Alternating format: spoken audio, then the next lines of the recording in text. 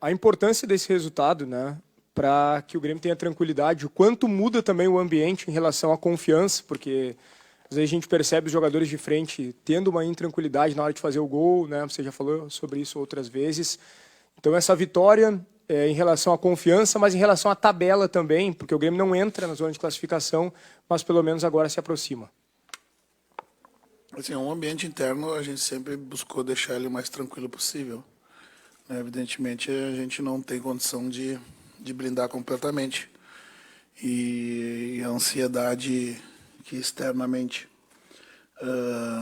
nos pressiona faz com que a gente tome decisões, às vezes, que não é a mais adequada, cometa erros técnicos que normalmente não se erra.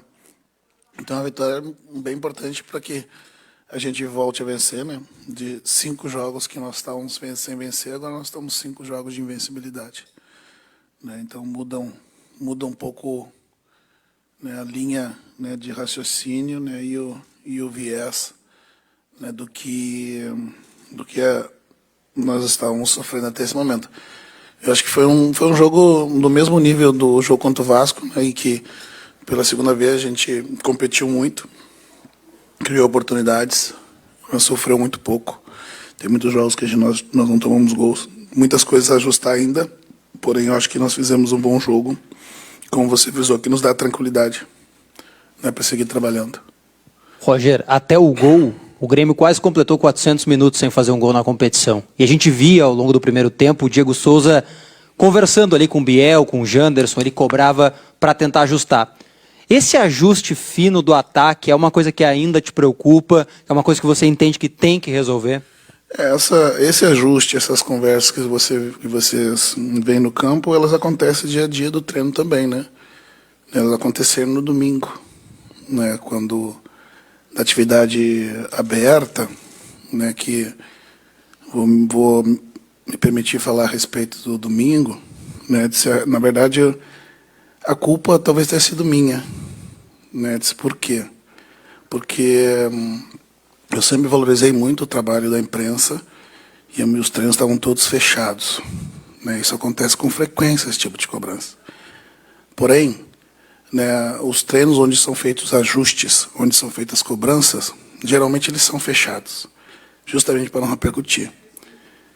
A responsabilidade é minha, porque eu acreditei que no domingo, né, que os profissionais de imprensa, né, iriam trabalhar, que pudesse abrir para aquele momento, né? Mas já vi que eu vou precisar selecionar um pouquinho mais, né, para que não tenha a repercussão que teve, né, de um evento que é corriqueiro, que aqueles que viveram o Estádio Olímpico presenciaram inúmeras vezes, né, na tela do Estádio Olímpico as cobranças que o treinador fazia, né? Mas o momento faz com que, né, as opiniões e as avaliações do que está sendo feito, né, ganhem um outro viés, né? Mas essas cobranças, né, as cobranças dentro do campo, elas são feitas justamente para os ajustes, né, que continuarão, né? Mas vou fazer de forma mais privada, para não acontecer isso novamente. Bom, como eu era um dos 2 profissionais que estavam aqui no domingo, Roger, eu só quero te perguntar se no que foi transmitido houve alguma coisa fora do que aconteceu. Não, de forma alguma, André. As informações, elas foram verdadeiras. O que eu costumo dizer é que elas, por vezes, elas são amplificadas e prolongadas mais do que o fato original, muitas vezes. É isso, as informações. Nada do que foi falado, né, deixou de acontecer.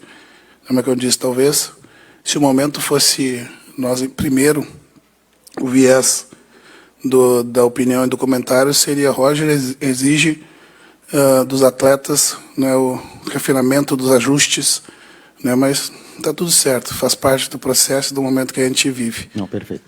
E eu quero te perguntar do jogo o seguinte: o quanto essa vitória, né, e independente até se ela foi com brilhantismo, sem brilhantismo, mas o quanto ela te dá, eu não vou dizer tranquilidade, acho que não é essa a expressão correta, mas ela te dá uma maneira de conseguir conversar, trabalhar mais com esses jogadores, né? Seja aberto, fechado, enfim, para que essa ansiedade que o time demonstra, e demonstrou hoje de novo, especialmente até 1-0, ela possa passar e o time consiga jogar naturalmente, que é aquilo que tu tem exigido e ainda não conseguiu exatamente em função dessa pressão. Mas, infelizmente, isso só vai acontecer quando a gente engatar uma sequência de resultados positivos aliados à boa produção coletiva e individual, né? Isso, o que a gente busca nesse momento é que a gente tenha um mínimo de tranquilidade para seguir trabalhando e fazendo esses ajustes.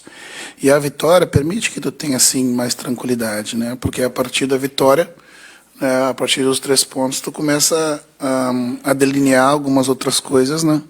Dentro desse modelo, né, que precisam desses ajustes, né? Com os três zagueiros, com os 2 alas, com os nossos jogadores mais leves pelo centro, para permitir que a gente fizesse o que a gente fez, pressionar muito a saída de bola.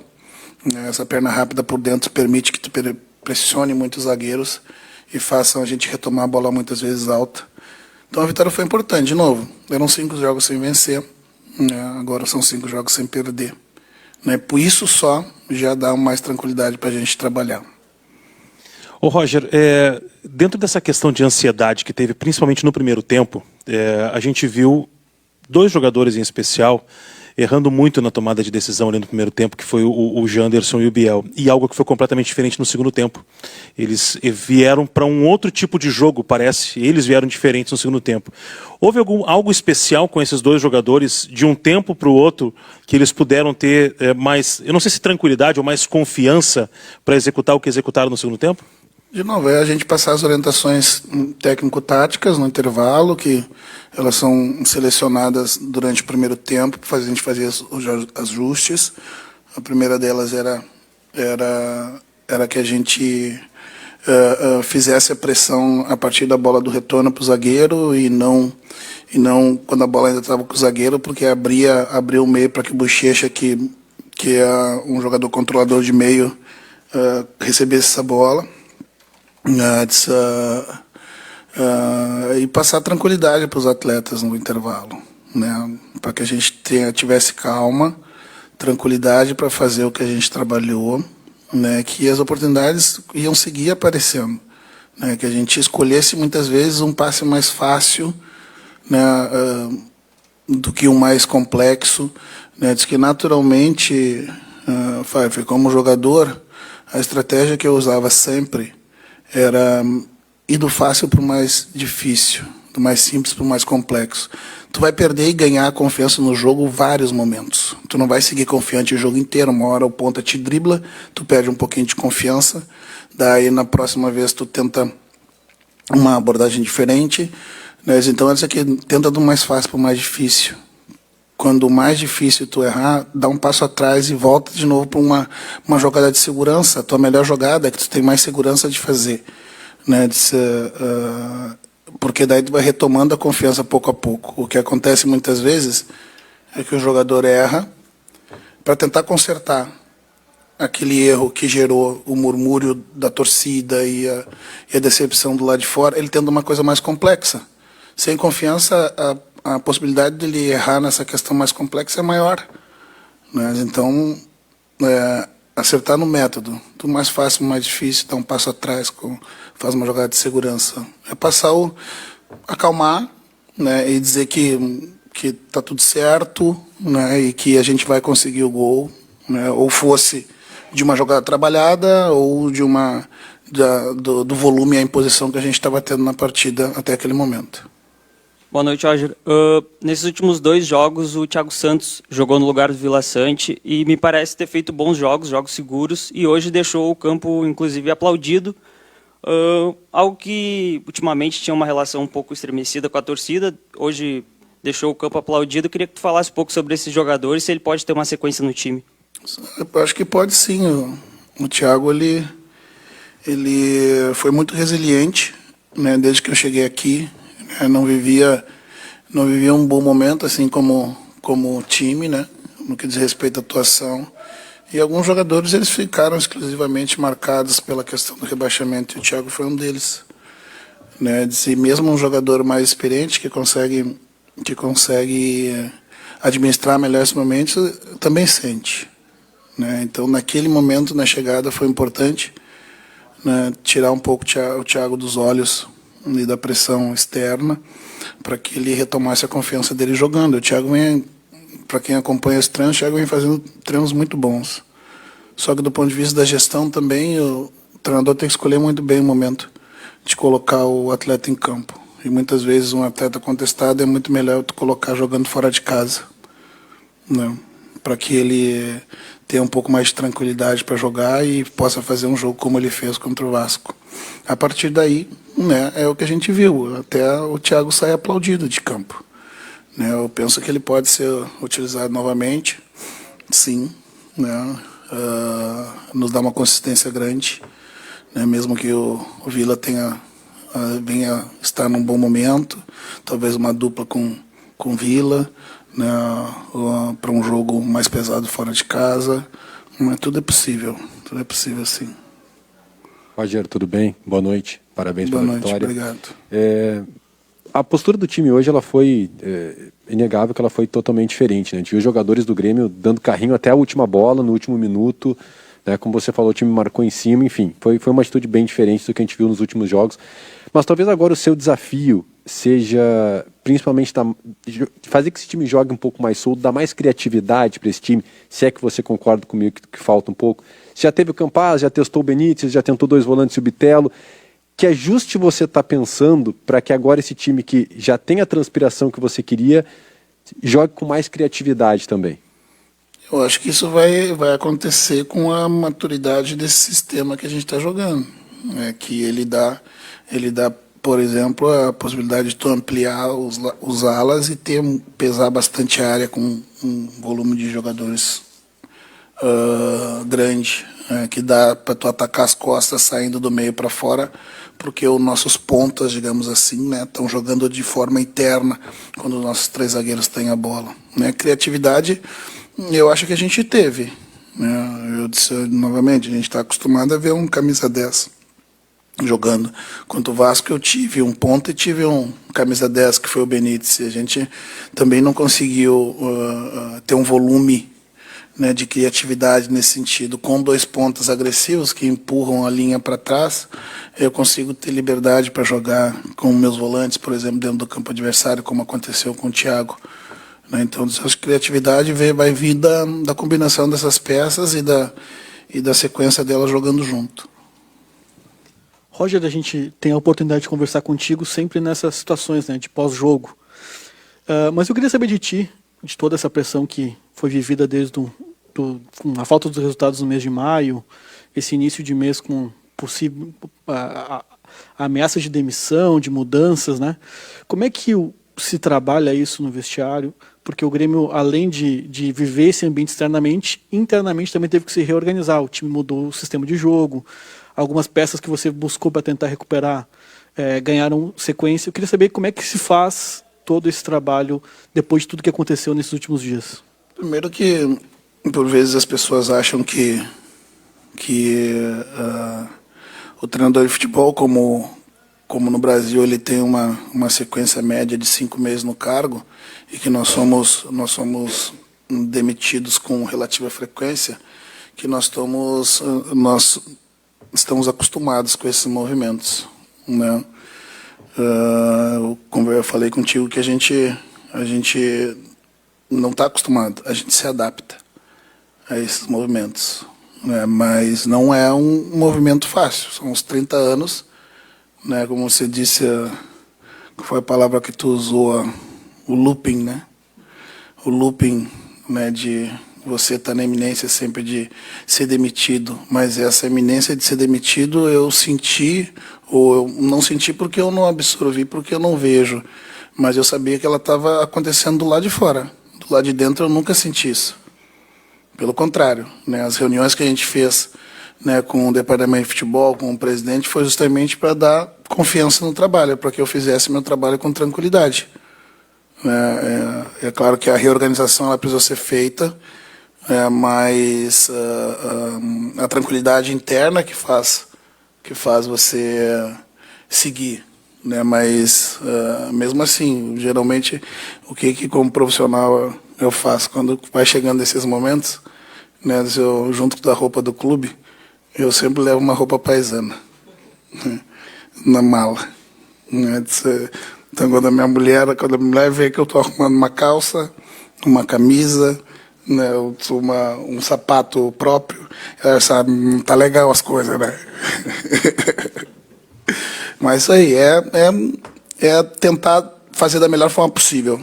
Né? Como eu disse, assim como o evento lá de Ponta Grossa, né, algumas pessoas se surpreenderam, mas como ele está nesse ambiente há 30 anos, não está acostumado, eu nunca vou me acostumar com a educação. Eu estou adaptado. E da mesma forma, a questão das demissões, eu não vou me acostumar a perder meu emprego. Né? Outro dia no posto que eu fui parado, o frentista ele me perguntou, disse, é verdade que tu vai sair? Daí eu está querendo dizer que eu vou perder meu emprego? Dele, eu disse, vamos inverter, imagina que tu chegasse todo dia aqui no posto onde tu trabalha e eu como motorista dissesse, e aí, verdade que tu vai perder teu emprego?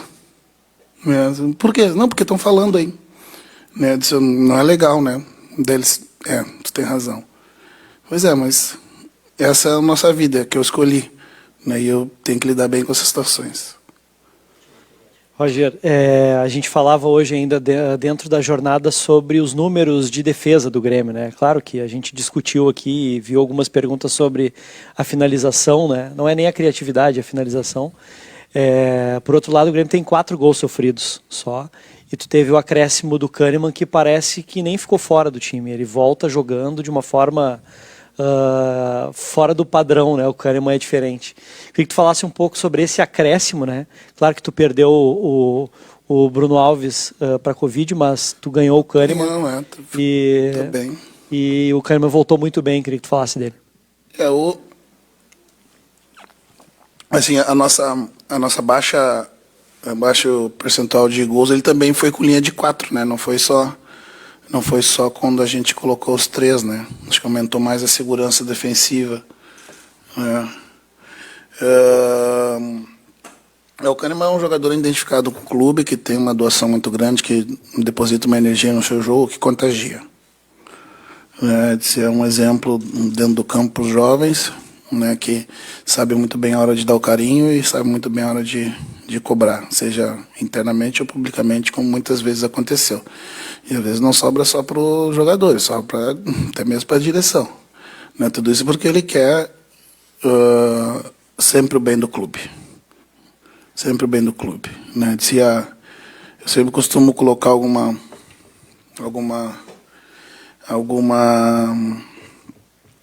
frase motivacional no final do jogo, e nos últimos 3 jogos ela está lá, by Walter Kahneman 2022, no jogo contra o Criciúma. Ele ainda não estava apto para jogar, mas ele estava no vestiário incendiando com essa energia. Ele falou, aspas, não somos cantores, não somos atores, não somos músicos. Somos jogadores de futebol. Somos pagos para correr até morrer e ganhar. Isso, para mim, resume a energia que ele deposita, né, e que faz com que todo mundo se doe, né, corra até morrer para ganhar pelo clube que representa. Né. Que bom que ele voltou. Eu vi uma expectativa, né, de como ele estaria do ponto de vista da cirurgia, mas eu acho que ele está zerado, e do ponto de vista físico também. Obrigado, Roger. Uma boa noite.